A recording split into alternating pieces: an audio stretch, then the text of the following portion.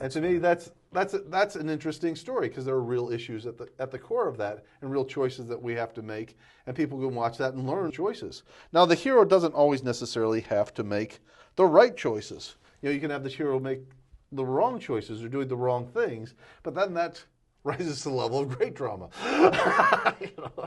That's more daring, original, and innovative. Yeah, and also, this is screenwriting tips. We are also talking about screenwriting. We're just not talking about movies, but talking about movies definitely qualifies. This is the third installment, and this is your host, Tim Tack, aka Tack Fu, and we are talking with screenwriter Tyler Smith here. For all of you that may have just tuned in. So, since we're speaking with a screenwriter, and this is about screenwriting, we're going to go to talking about back to the screenwriting thing. Now, you say when you're writing scripts, you try to avoid tricks, fairy tale elements when you're writing. Exactly. Now, tell us why. I mean, why have you avoided these things? Well, the thing is I think a lot of times people will add fairy tale elements to a story because they don't have that much plot in the story to begin with. You see what I'm saying? And they add little tricks like taglines. And let me explain what a tagline is. A tagline's a word that or a word or a sentence that you use over again in the story, but you use it in a different context. Like in The Warriors, there's a scene where Ajax is about to get in a fight with a rival gang member, the Baseball Furies, and he says to the guy, "Come on." And later, Swan's girlfriend, who wants to have sex with Swan, says to him, "Come on." So it's the same line used in a different context. Now, The Warriors, I'm using that as an example. I love the movie The Warriors. It's my favorite film of all time, but usually when I see a tagline, it tells me that usually, there's not The Warriors, but in most films, it's usually there's not enough plot here, And usually when they're using fairy tale elements in a movie like, I'm trying to remember that movie with De Niro and Christopher Walken with the gun, Deer Hunter. Yeah, they use the fairy tale elements in there, like they have a demon come to the wedding to plant a curse on the wedding and the marriage goes bad as a result. That's a fairy tale element, and that's the soldier who shows up at the wedding and creates a ruckus. They added that fairy tale element to that, and it's like I've always tried to stay away from the fairy tale elements. I've always tried to stay away from doing things like weeding the Odyssey and the Iliad also into your classic, the way back classic, classic of the classic is that. Yeah, but well, usually I don't mind people doing it so much as they usually don't do it in a very good way, and they usually it's a cheap trick and they've run out of ideas. You see what I'm saying? That's the main problem. If you do it well, I don't have a problem with it. But usually when you're using the fairy tale element or you're recycling the Odyssey or the Iliad, you're usually doing it in a turkey, like a movie called Falling Down, which I thought was bad movie, really quite awful.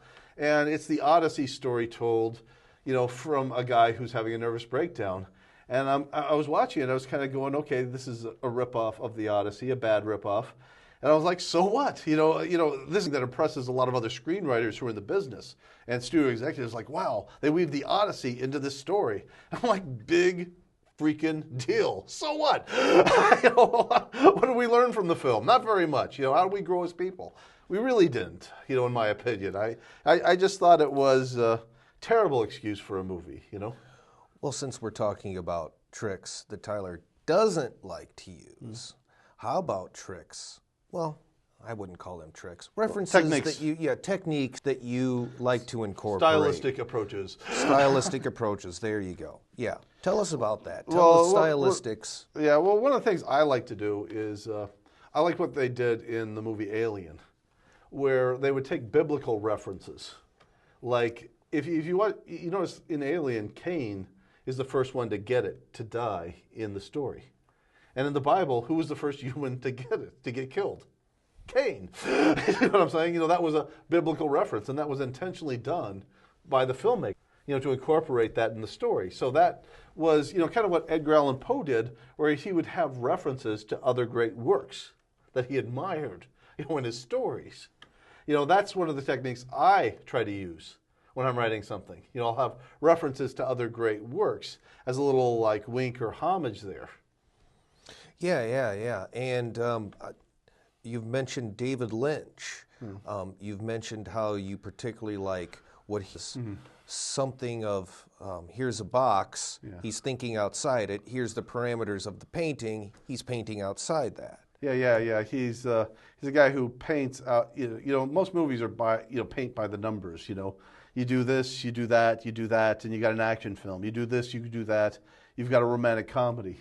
But it's like with Lynch, it's like, okay, this guy isn't just thinking outside the box. He's thinking outside of his padded room. This guy's thinking in another dimension. The thing I like about Lynch, I watch his films, and usually I watch the first 5-10 minutes of a movie. I can tell you everything's going to happen in the film. I'm watching David Lynch's stuff, and I'm like going, man, what did I just see? I'm not, not only can't I tell where the movie's going, I'm not even sure what I just saw. It's like, what the hell was that about? It takes me completely by surprise. It's like how, Blue Velvet, I watched Eraserhead. When I first saw the movie Eraserhead, I said to myself, at what point am I going to figure out what this movie is about? And I watched it to the very end, and I'm like, man, that movie could have ended 10 minutes earlier, and I couldn't tell the difference. You see what I'm saying? It's like Spielberg puts answers at the end of his movies. Great filmmakers put questions at the end of theirs. It's like, okay, everything's going to be all right. The government's good. They're going to take care and make everything right, like in E.T. They might be a little misguided, but deep down they want to do what's right, because we have Peter Coyote, Mr. Hippie, Mr.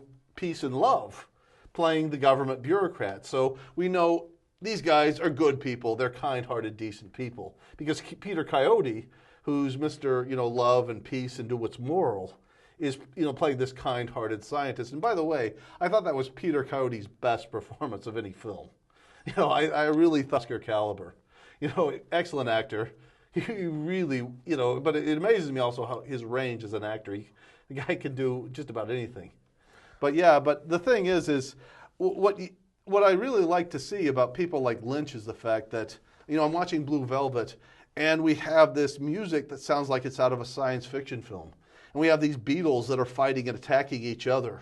And I'm watching this and I'm going, is this a science fiction movie? And it's like, no. it's like, hey, we're going to throw you a curveball. Whoa, what was that? Let's keep the audience on their toes. People say Lynch. Some people say Lynch is an idiot. I've never met the man myself personally, but I have heard him talk. But maybe he's one of these idiot savants. Like Bill Gates. Where he can do one thing really well, and I think that thing is making original, unique movies. Right.